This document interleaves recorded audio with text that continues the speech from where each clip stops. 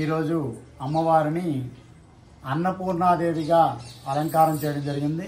మూడో రోజు విజయవాడలో కూడా అన్నపూర్ణాదేవి అలంకారం.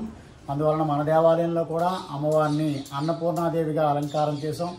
అలాగే శాకాంబరి దేవి, అన్నపూర్ణాదేవి కాబట్టి శాకాంబరి అలంకారం, అన్ని రకాల కూరగాయలతో అమ్మవారిని అలంకరణ చేయడం జరిగింది.